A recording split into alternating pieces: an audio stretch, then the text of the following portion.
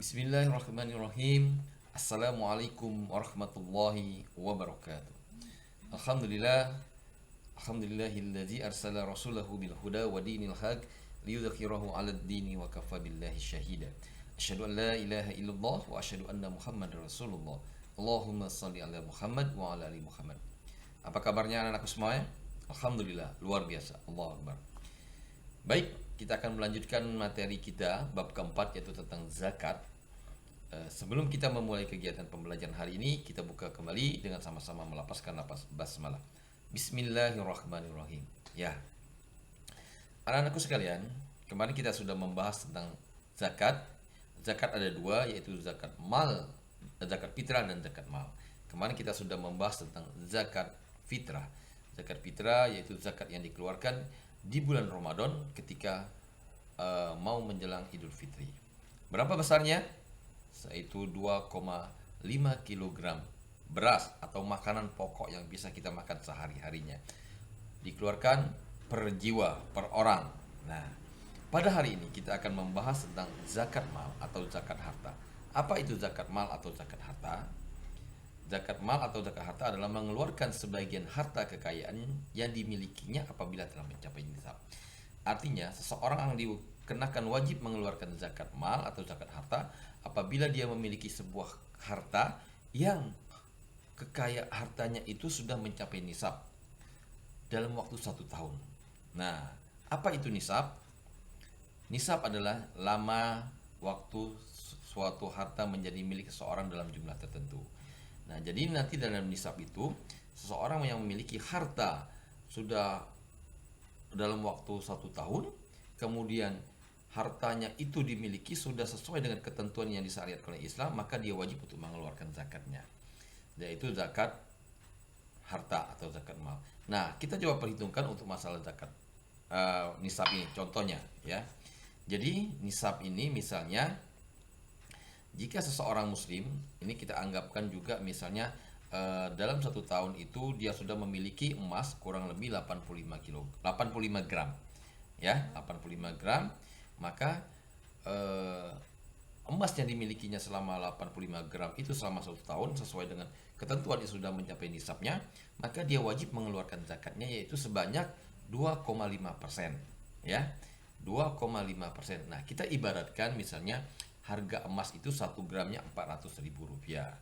Nah, harga emasnya Rp400.000 itu, maka kita kalikan dengan banyaknya emas yang dimilikinya berapa gram ya.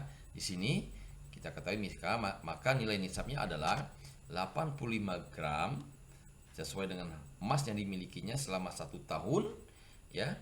Kemudian dikalikan dengan Rp400.000, maka didapatkan adalah Rp34 juta. Maka zakat yang harus dikeluarkan seseorang itu ketika dia sudah mencapai nisabnya yaitu sebanyak 2,5%.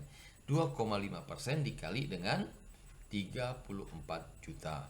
Maka dia wajib mengeluarkan zakatnya sebesar Rp850.000 ya. Nah, jadi ini nisabnya. Anak-anak sekalian, jadi kita ibaratkan ya. Ibaratkan kita ambil contoh adalah emas ya. Emas yang seseorang sudah mencapai nisabnya, kemudian sudah 1 tahun, maka dia wajib mengeluarkan zakat mal. Zakat mal ini dimaksudkan untuk membersihkan harta yang dimiliki, karena di dalam harta itu ada hak fakir miskin. Artinya, dengan kita mengeluarkan zakat mal, maka kita akan membersihkan harta kita, ya.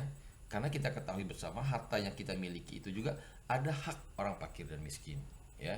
Nah, nanti kita akan membahas di lain kesempatan yang akan datang orang-orang yang mana saja yang berhak mendapatkan zakat, ya, baik itu zakat mal ataupun zakat fitrahnya. Nah, kemudian selanjutnya adalah syarat wajib zakat mal. Artinya seorang sudah wajib membayar zakat mal, harus ada beberapa syaratnya. Yang pertama adalah kita ketahui adalah Islam, ya. Sekali lagi sama dengan zakat fitrah yang kita bahas kemarin, bahwa syarat wajib zakat itu, zakat mal ini adalah Islam. Orang di luar Islam itu tidak wajib zakat, ya. Islam syarat wajibnya. Kalau dia tidak Islam berarti tidak wajib.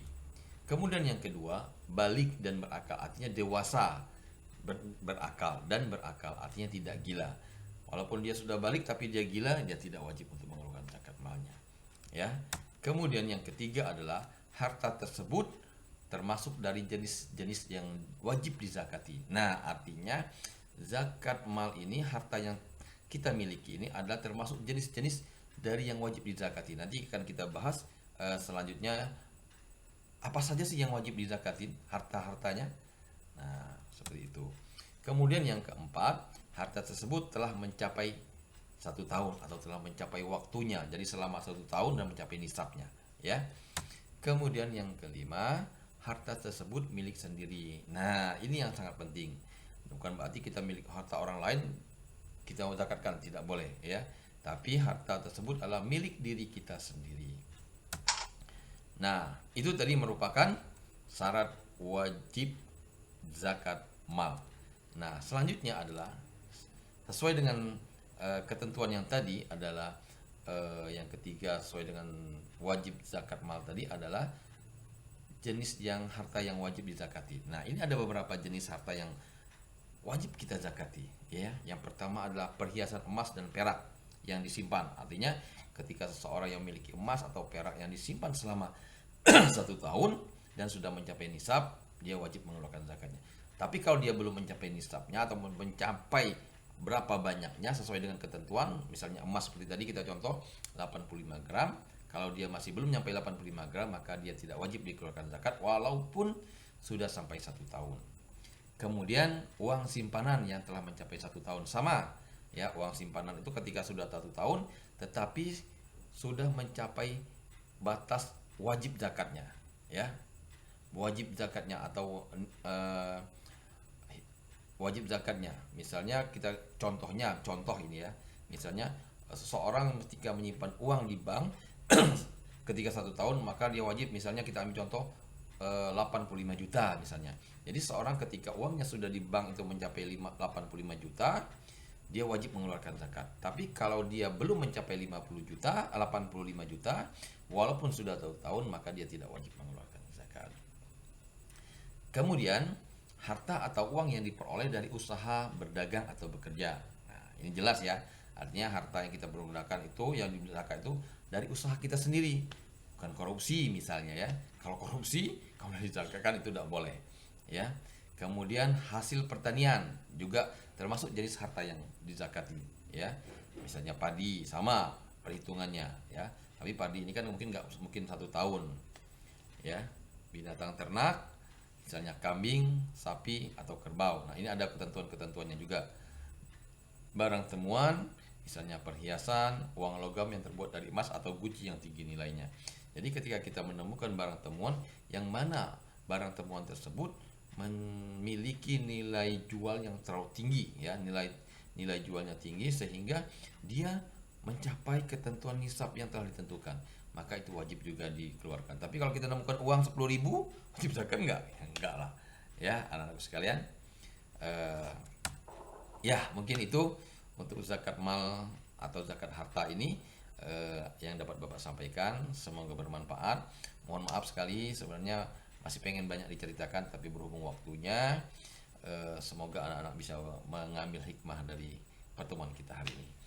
Baik, kita tutup pertemuan ini dengan sama-sama melapaskan lapas hamdalah, alhamdulillahirabbil alamin, dan doa kifaratul majlis, subhanakallahumma wa bihamdika asyhadu an la ilaha illa anta astaghfiruka wa atubu ilaik. Akhirul kalam billahi taufiq wal hidayah. Assalamualaikum warahmatullahi wabarakatuh.